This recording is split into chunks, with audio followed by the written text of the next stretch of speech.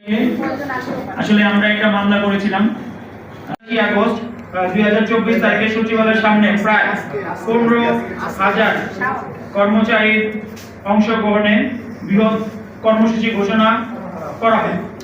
উল্লেখ্য যে 25 আগস্ট 2024 তারিখে মাননীয় প্রধান উপদেষ্টা জাতির উদ্দেশ্যে ভাষণের ধরনের কর্মসূচি পরিহার করে লিখিত আবেদন প্রদানের নির্দেশ দেন।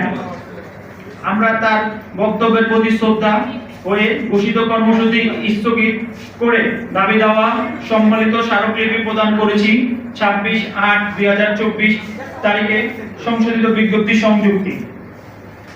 আমাদের দাবি হলো শিক্ষাগত যোগ্যতা উন্নতিকরণ সহ পরিবার পরিকল্পনা পরিদর্শক FBI ন্যূনতম দ্বিতীয় বিভাগ স্নাতক বা সম্মান পাস, বেতন গেট 11 ও পরিবার কল্যাণ সহকারী FWA।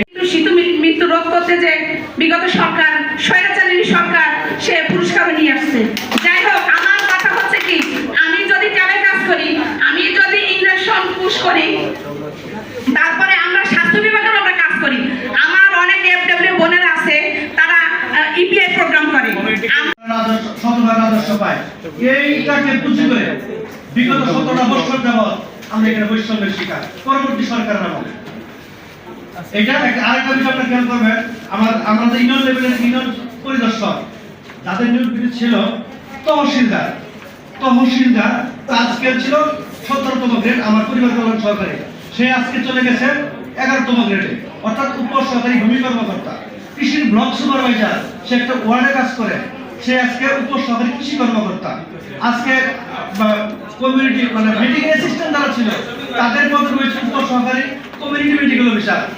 অর্থাৎ আমার জন্ম 2026 সালে, 26 বছর আগে 1999 সালে, কিন্তু আমাকে অপুষ্টিতে ভোগাচ্ছে। এই কারণে আজকে আমরা কিছু করতে পারতেছি না।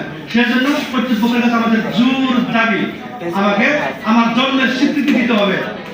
আমার জন্মের